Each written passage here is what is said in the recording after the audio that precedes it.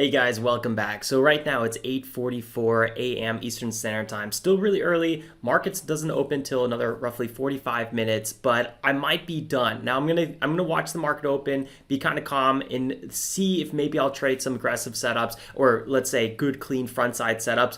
Otherwise, there's a few things this morning that put me a little bit on edge. I feel like there's a little bit of fear in the small cap markets right now because we've been seeing some flushes and some offerings, and I think it might be a good time to take my profits. I had some okay trades this pre-market and then maybe walk away, and I'll tell you guys why. Not to mention, if we go over to the trading screen right now, I'm actually up. Let's scroll down here. That was March, April, August. So this has been one of my better weeks, not just this month, but this year, even though August in general has been really, really slow. So we made 500 on Monday, small scratch day here. What was it? Tuesday. And then we made almost 5,000 here on the 18th. And right now I'm up another 1,000 pre-market.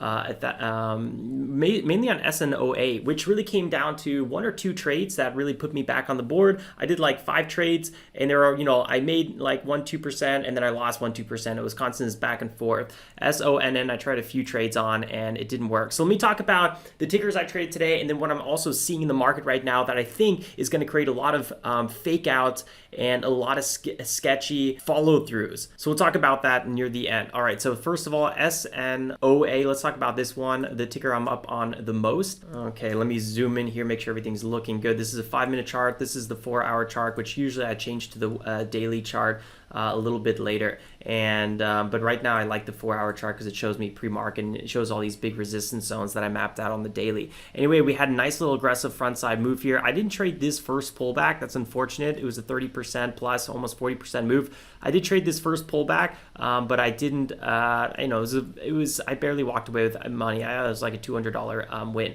I missed this breakout here. I don't know what I was doing, but I missed it. I didn't eventually saw it on this candle. I started trading it a little bit more because I saw there was more room up here, but I didn't hold long enough. I traded a pullback here and then I gave back profits. Luckily, I cut my losses quickly before the sell-off. Then it started moving back up again, but to me, this was a ranging pullback. I wasn't interested until it really started breaking out here. Once it broke out, I took this breakout trade and made some decent money on that one. Then I accumulated here on this pullback, made some money, and then I did this pullback, and this is the one I really made the most on.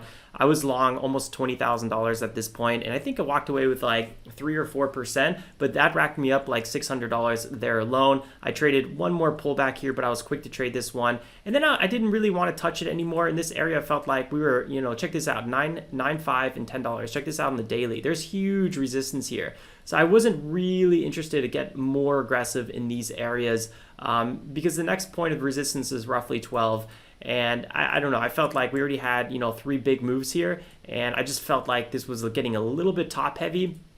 I think one of my problems, though, actually is I have these biases a little bit too much. I start, assuming things a little bit too much. So this time it did work out, but at the same time, I should have let this breakout run a little bit longer. And oftentimes I just, I sell and take profits way, way, way too soon. So I am working on that, but this time, I don't know, I just felt like it wasn't the time to really gun it. And what we were seeing actually is in yesterday's ticker, which was that actually? I just kind of forgot the ticker. It was something with a P, PMCW. So PMCW did something really nasty today. And this is something we see time and time again with small caps. And this is why I'm usually not holding small caps overnight. And dang, did I get lucky with PX, because I did accidentally hold some of this. You guys saw the last video, and it didn't do an offering. I got so lucky on that one. Anyway, this thing does an offering and dives down 55%. So they come out here with a $70 million DPO,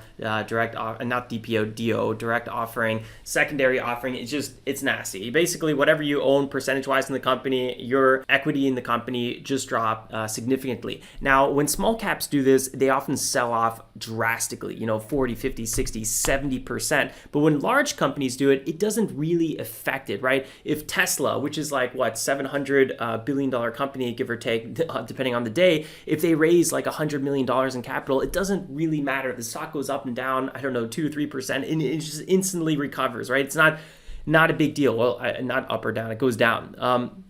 or like Coinbase, they did an offering, or Robinhood did an offering. So it's a lot of companies do offerings, but when small caps do offerings, it's devastating. And a lot of these small caps, they only go in one direction. Let me see if any of the, okay, here's a perfect example. So SONN, the other ticker I traded today, this is a classic small cap. They do offerings, they have some sort of catalyst, gets a pump and dump, and then sells off, and then they do a reverse split. Because when a company goes down below $1, they're going to get delisted on the New York Stock Exchange or the NASDAQ. They can't go below $1. It's part of the terms to be listed on these exchanges. So what do? They do a reverse split. And then the company runs out of money again. This is a 1-to-26 reverse split, by the way. That's absolutely insane. And this company was never trading at $100. It was trading at like $4 at this time. 1-to-26 reverse split. You got to think about that. That's insane. So now this company is again below $1. What are they going to do? You can pretty much guarantee they're going to do a reverse split again. And then what are they going to do? They're going to do another offering, and they're going to do another pump and dump. That's what these companies do. They constantly, that's how they make money. That's how they raise capital. At one point, they'll just close the company and then do it all again. And that's the small cap world. And that's why you never really invest in small caps. Well, you can, but I personally have a hard time investing in small caps. So that's what we're seeing here. And today, I feel like when I see offerings taking place, like we did with right here, PMCB, I'm just like, right now traders are looking at this offering, and anytime a ticker is, selling off or even at all-time highs, people are going to be thinking, oh, maybe there's going to be another offering today, which I wouldn't be surprised. And, that unfortunately affects the price action. Then you don't get that good resolution. You don't get that really ambitious, overly euphoric breakout, and then, big rallies like we saw with VRPX. So that's why I'm a little bit iffy on really keeping trading more and more today. I feel like, I'm up right now over $1,000, and we haven't had $1,000 green day this week alone on day trading. So I'm just like, or this month. So I'm just like, do I really want to gun it from here? I'll probably just take my profits and move on. Now, if I see a really clean pattern, maybe I'll jump on it. I'm definitely going to watch the market open with you guys and be in the Discord. But I just wanted to make this video to kind of, one, tell you guys how I feel and why I feel the market's sketchy right now, or at least today. And also kind of give myself a little bit of breathing room to not be like, okay, well, I haven't made a video yet, so let me keep on watching it and be more compelled to trade.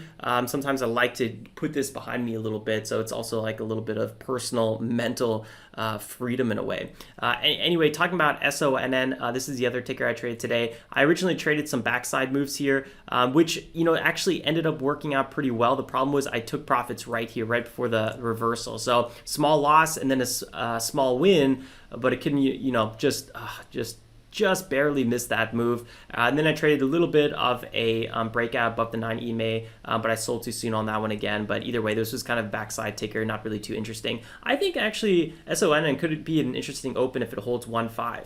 But if it doesn't hold 1.5, I mean, this could probably sell off again all the way down to below $1. I don't know. I'm not too optimistic on SONN alone. For me, I would keep watching SNOA. I really like this constant upwards trend we're having here. But again, there is big resistance, but it keeps on holding. So right now, this is a very healthy upwards trending ticker with big volume. I really like what we're seeing here. It's got a super, super low float. I mean, the shares outstanding alone are 2 million. So the float is probably below 1 million. So this thing is probably going to rip and hold today. It's hard to say in what direction, but it's going to be a beast.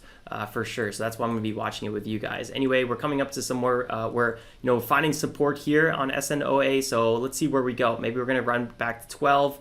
And then maybe we're going to see 13, 14, 15. I mean, these are all really significant points of resistance that, we could easily meet. This thing's already popping a lot so early on in the day. So maybe it's just getting started. Definitely going to be fun to watch for sure. Right now, it just made a new all-time high here at 1037. So let's see what happens. Good luck trading, everyone, today. And don't forget to drop a like on the video, guys. Easiest way to support the channel. If you're totally new, consider subscribing. We'd love to see you and have you part of the community. And like always, guys, stay safe and make some awesome trades. Ciao, ciao.